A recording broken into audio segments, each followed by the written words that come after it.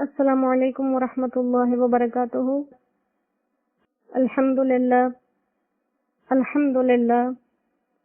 الحمد للہ کفا وسلام علی عبادہ الذین اصطفى، اما بعد فقد قال اللہ تبارک وتعالی فی کلامہ المجید والفرقان الحمید، اعوذ باللہ من الشیطان الرجیم، بسم اللہ الرحمن الرحیم، وَلَقَدْ يَسَّرْنَا الْقُرْآنَ لِلذِّكْرِ فَهَلْ مِن مُدَّكِرٍ، وقال النبي صلى الله عليه وسلم خيركم من تعلم القرآن وعلمه، أو كما قال عليه الصلاة والسلام اللهم صل على محمد وعلى آل محمد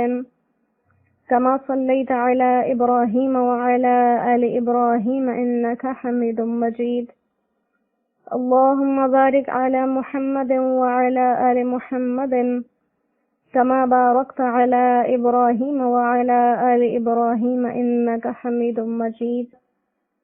رب اشرح لي صدري ويسر لي أمري واحلل عقدة من لساني يفقه قولي، رب يسر ولا تعسر وتمم بالخير، وبك نستعين وبك نستغيث، ربي زدني علما ربي زدني علما ربي زدنی علما۔ الحمدللہ، اللہ سبحانہ و تعالی نے اپنے کلام کی نعمت سے نوازا اور اس نعمت کو پڑھنے کی توفیق عطا فرمائی، جو اس کی محبت کی بہت بڑی دلیل ہے کہ وہ ہم جیسے ناکارہ لوگوں کو اپنا کلام پڑھنے کی اجازت دے دے، اور قرآن کو کتاب ہدایت کہا کہ یہ قدم قدم پر انسان کی رہنمائی کرنے والی ہے۔ زندگی کو کس ڈھنگ پر، کس راستے پر گزارنے سے اللہ راضی ہوتے ہیں، کس طرز پر اور کن لوگوں کے طریقوں پر چلنے سے اللہ ناراض ہوتے ہیں، یہ ایک ایک بات اس کلام پاک کے اندر موجود ہے، اور ہماری رہنمائی کا ہر اصول، ہر گر، ہر طریقہ لفظ بلفظ اس کے اندر موجود ہے۔ اگر وہ اللہ چاہتے تو ہمیں دنیا میں پیدا کر کے صرف اتنا ہی کہہ دیتے کہ جس نے تمہیں پیدا کیا ہے اس کو پہچانو بھی، اس کو راضی کرنے کے طریقے بھی خود ڈھونڈو، اس کی ناراضگی سے بچنے کے طریقے بھی خود ڈھونڈو،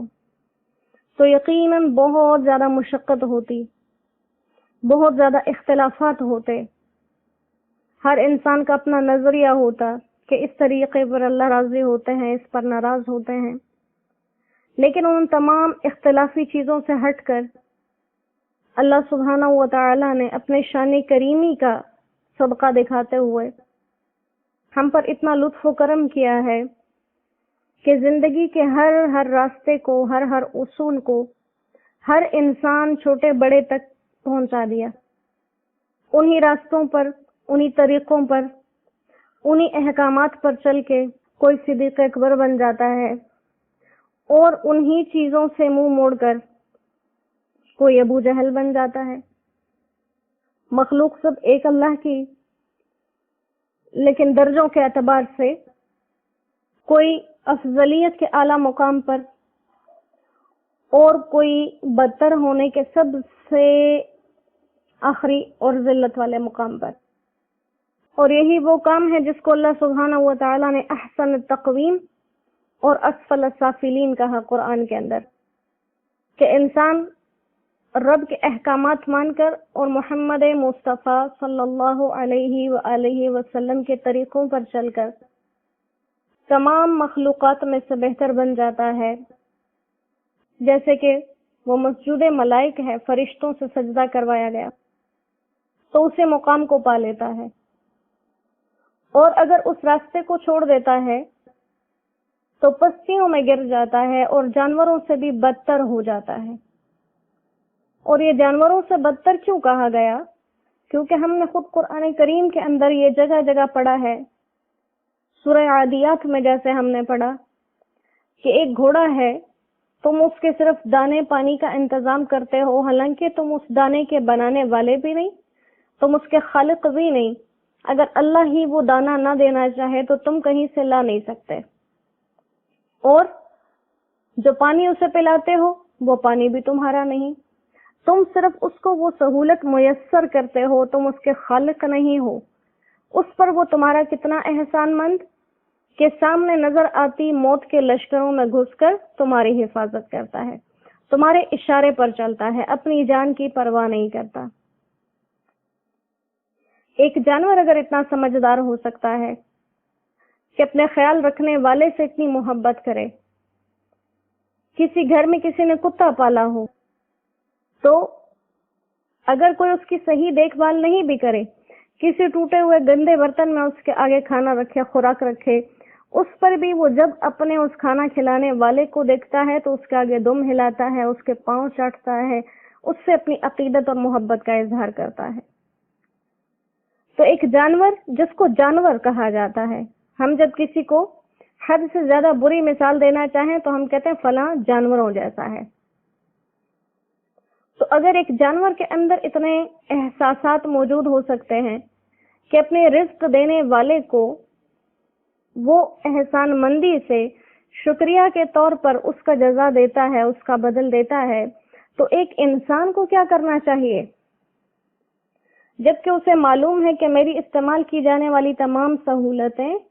میری استعمال کی جانے والی تمام چیزیں، میری سانس سے لے کر پانی، خوراک، ہر چیز تک یہ بنانے والی ذات اللہ سبحانہ و تعالیٰ کی، اور میرے کام سارے کے سارے اس کے احکامات کے خلاف، تو اسی لیے ہو گیا وہ جانوروں سے بدتر۔ جانوروں میں وہ عقل اور شعور نہیں جو انسان کے اندر ہے، اس کے باوجود وہ اپنے احسان کرنے والے کو پہچانتے ہیں۔ انسان کو عقل و شعور کا کمال عطا کیا گیا،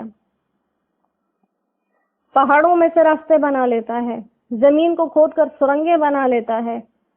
ایسی ایسی حیران کن چیزیں بنا لیتا، پانیوں کے اندر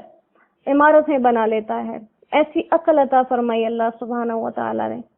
وہ چیزوں کو دیکھ کر، مادی اشیاء کو دیکھ کر ان کے پیدا کرنے والے خالق کی طرف متوجہ نہیں ہوتا، تو یہ اس انسان کا سب سے زیادہ خسارہ ہے، اور اسے خسارے کے اندر ہمیں پورے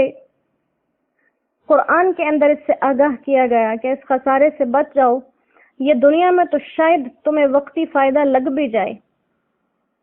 لیکن آخرت میں اور مرنے کے ساتھ جو تمہاری زندگی شروع ہو رہی ہے وہ سراسر تباہی کی طرف جا رہی ہے۔ اللہ سبحانہ و تعالی ہمیں ان تمام چیزوں پر جس کا اس نے حکم کیا ہے عمل کرنے کی توفیق ہمیں عطا فرما دے، اور جو اپنے پسندیدہ بندوں کے صفات ذکر کی وہ صفات اللہ ہم میں خود ہی شامل فرما دے۔